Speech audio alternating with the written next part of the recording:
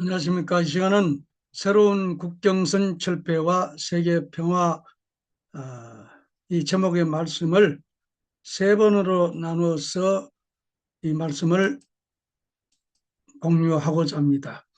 새로운 국경선 철폐와 세계 평화, 아벨 유엔 창설자 메시지, 레버런 선명문, 2003년 10월 3일 뉴욕 호텔에서 하신 말씀이 되겠습니다. 존경하는 귀빈 여러분, 지난 50여 년간 인류는 크고 작은 많은 시련과 전쟁을 겪으면서 그래도 범세계적 차원에서 이런 재반 문제를 해결해 줄 수 있는 유일한 격으로서 유엔의 의지를 해왔습니다. 그러나 오늘 우리가 몸담고 있는 세계는 현존 유엔의 힘으로는 어찌할 수 없는 한계에 도달했습니다. 그렇다고 세계 최강국을 자랑하는 미국의 힘으로도 어쩔 수 없다는 것을 우리는 너무도 잘 알고 있습니다. 정치력, 경제력, 군사력으로는 속수무책이라는 결론이 이미 나와 있습니다. 오늘 본인은 이 귀한 자리를 빌어 국경선 철폐와 세계 평화라는 제목으로 하늘이 이 시대에 우리에게 내리신 말씀을 전해드림으로써 천상천하의 수천억 인류 앞에 실로 역사적이고도 섭리적인 대선언을 하고자 합니다.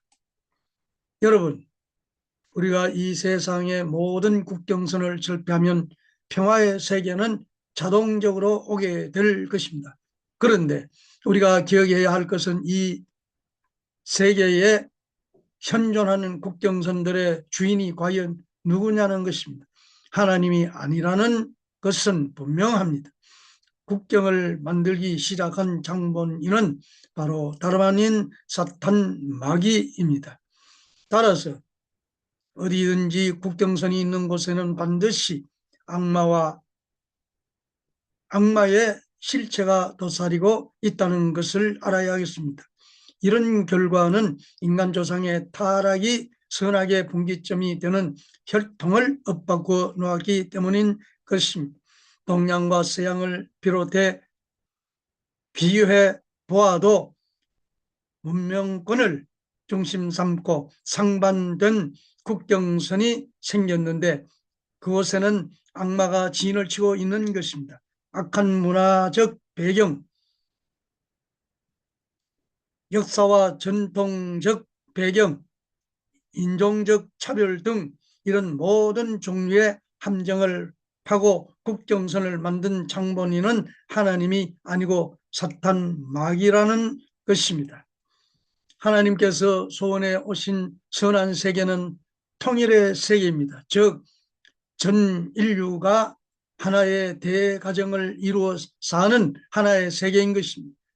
그런 세계에 어떻게 국경이 존재할 수 있겠습니까? 국경이 없는 세계이기에 원수도 있을 수 없는 것입니다. 원수라는 말 속에는 국경이 내재되어 있기 때문입니다. 원수를 사랑해서 하나 만들면 국경이 무너져 내리는 것입니다. 그렇기 때문에 하나님의 전략 전술은 언제나 원수를 사랑하라는 것입니다. 원수를 사랑하라는 말씀처럼 위대한 전략이 없고 또 이처럼 위대한 전술이 있을 수 없습니다. 이런 엄청난 내용을 오늘날까지 역사적으로 인류가 모른 채 살아왔고 오늘을 살고 있는 현대인들도 모르고 있다는 것입니다. 이처럼 역사도 몰랐고 현세 인류도 모르고 있는 하나님의 인류 구원을 위한 전략 전술을 내버린 문이 오늘 여러분에게 확실하게 알려주고 있습니다. 지금까지 본인을 따라 나온 통일교인들과 여러분은 이제 역사를 대표하고 현 세계를 대표해서 이런 엄청난 천비를 알게 되었습니다. 이것을 상속받아서 실천하고 사는 참 사람만 된다면 여러분은 자동적으로 평화 세계를 이루는 주인공들이 될 것입니다. 귀빈 여러분, 국경은 어떤 때 어디에 생기는 것입니까? 국경이라는 것은 우리의 마음이 좋아하지 않는 자리에도 생기고 몸이 좋아하지 않는 데에도 생기고 자신의 행동을 좋아하지 않을 때에도 생기고 자신의 말을 좋아하지 않을 때에도 생깁니다. 우리가 오간을 중심 삼고 몸과 마음이 하나 되지 못하면 각양각색의 국경들이 생겨난다는 말입니다. 여러분도 한번 생각해 보십시오. 우리가 얼마나 많은 각종의 크고 작은 국경들을 안고 살아가고 있습니까? 원수를 퇴치하라, 국경 만드는 것을 차단하라는 말을 실천하려면 여러분의 눈을 뽑아야 할 때가 생길지도 모릅니다. 눈에도 두 가지 종류의 눈이 있을 수 있습니다. 이것도 좋고 저것도 좋고 무엇이든지 보이는 것은 다 좋다고 환영한다면 그런 눈에는 커다란 국경이 생기는 것입니다. 듣는 것도 마찬가지입니다. 선하고 좋은 말씀이나 진리의 말씀을 듣기를 좋아하는가 하면 또 세상의 모든 사악한 말들을 듣고 거기에 동조하여 귀의 국경을 만들기도 하는 것입니다. 본인은 일찍 통일교를 출발시키면서 교인들이 유행가 부르는 것을 금지하지 않았습니다. 일반 기독교에서는 금기사항으로 되어 있는 것이죠. 그러나 문제는 유행가를 부르든 명곡을 부르든 그 노래의 내용을 소화할 수 있느냐 없느냐에 달려있지 노래의 종류에서 선악이 갈라지는 것이 아닙니다.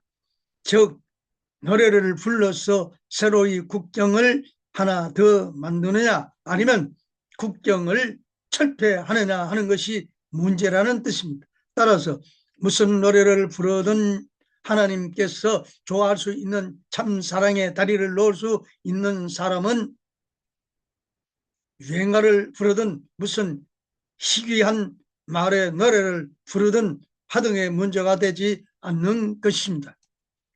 이런 시각으로 볼 때 우리의 오간을 통해 느끼는 감각이나 역사적 전통의 사다리를 타고 내려온 것들로 인해 지금 여러분이 살고 있는 환경권에 국경이 있다고 한다면 여러분은 선택의 여지도 없이 사탄 족속에 속하게 되는 것입니다. 반면에 우리의 생활 속에 아무런 국경이 없다면 우리는 하나님 편에 설 수 있게 되는 것입니다. 사탄은 어떻게든지 여러분의 생활 속에서 국경을 많이 만들려고 하는 대왕이요, 하나님은 국경을 제일 싫어하시는 대왕이라는 것을 명심하시기 바랍니다.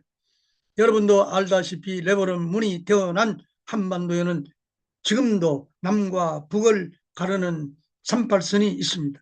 이 38선을 좋아하는 자는 사탄의 편이요, 이것을 철폐시키는데 생명을 바쳐 싸우는 사람은 하나님이 제일 좋아하는 챔피언이 될 것입니다. 한국의 7천만 모두가 죽어도 38선을 남기고 죽지 않겠다는 각오로만 산다면 한반도의 통일은 자동적으로 성취될 것입니다. 그러나 그것이 결코 쉬운 일은 아닌 것입니다. 38선을 좋아하는 사람은 악마의 편, 사탄 편이라는 것을 알아야 합니다. 38선이 있는 곳에는 사탄이 주인이 되어 있고 38선을 없애는 곳에는 하나님이 주인이기 때문에 지금까지 본인을 따라 나온 통일교인들은 인류의 모든 38선을 소화해서 없애버리고 국경선을 철폐시키는 개혁운동을 전개해온 것입니다. 모든 사람들이 원수 국민들 간에 서로 교차 결혼을 통해 사위나 며느리를 삼지 않으면 못 살겠다고 하는 사람들만 되는 날에는 통일 천하가 자동적으로 찾아오게 될 것입니다. 여러분, 이 하늘의 메시지가 바로 오늘 레버런 문이 여러분에게 드리는 선물입니다. 다시 한번 상기시켜 드립니다. 국경이 있는 곳에는 반드시 악마의 족속이 살고 있는 것이요, 38선이 없이 서로 참 사랑으로 화목하는 데는 틀림없이 하나님의 족속, 즉 하나님의 혈통을 상속받은 참되고 선한 사람들이 사는 것입니다. 감사합니다. 지금은 여기까지 마치고 다음 또 말씀을 드리도록 하겠습니다.